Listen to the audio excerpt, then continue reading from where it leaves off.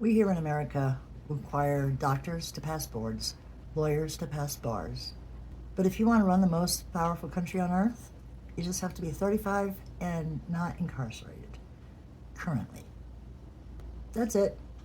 No education, no experience, no understanding of how the government actually works. We have senators that can't name the three branches of government, and presidential candidates that treat the Constitution like a punchline. You wouldn't hire a plumber that didn't know how pipes work.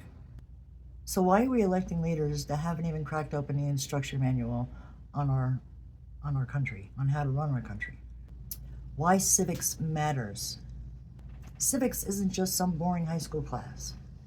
It's a user guide for how power is supposed to function in a democracy. It's how rights are protected.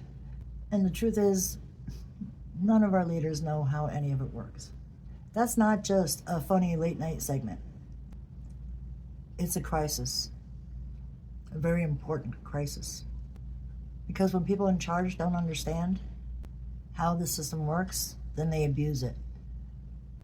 Or they let others do it for them. If your representative doesn't know how a bill becomes a law, how can they ever fight for your interests?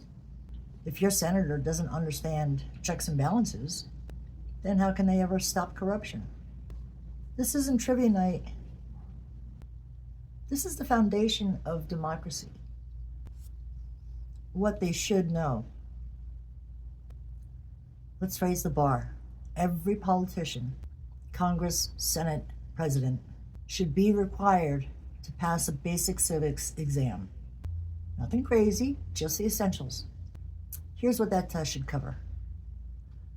What each branch of government does, how laws are made, what's actually in the Constitution and what's not, states' rights versus federal power, how amendments are added, what the filibuster is, what the Electoral College does and doesn't do, how redistricting and gerrymandering works, and what impeachment actually means.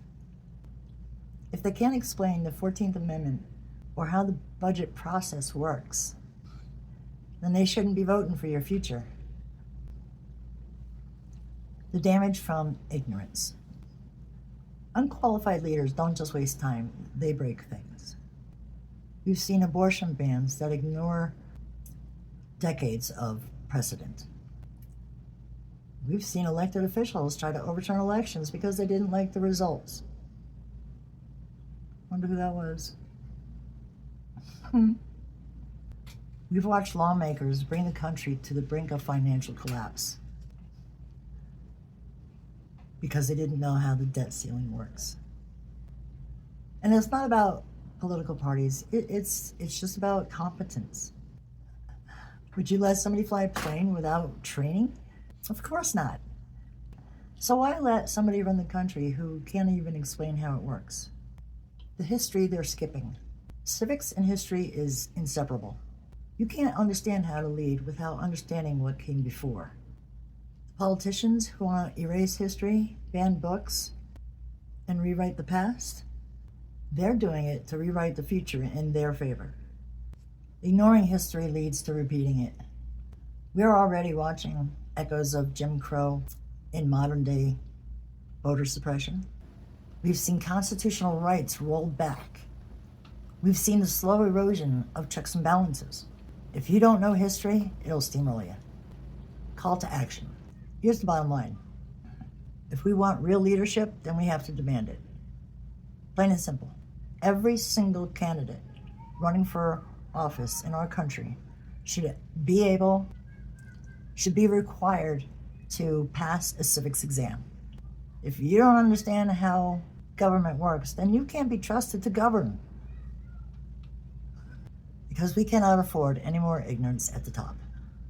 We need public servants who know the system and who are ready to serve everyone in it. Would you pass the test? Would your representative pass it? Tag them. Share this message. Let's raise the bar before the next election. This is the first part of a 10-part series. A series called Qualified to Lead. Coming up next, ethics and moral philosophy. what politicians should learn before making life and death decisions. Thank you for your likes. Thank you for your subscriptions. I hope to discuss with you in the comments all the different topics that are going to be coming up. And if you have anything you'd like to add, I would love to hear it. I could probably just add it to the end of the series if it's good enough, if I'm not already covering it. And so thanks. Thanks a lot for sticking around, and I will talk to you in the comments. Bye, everybody.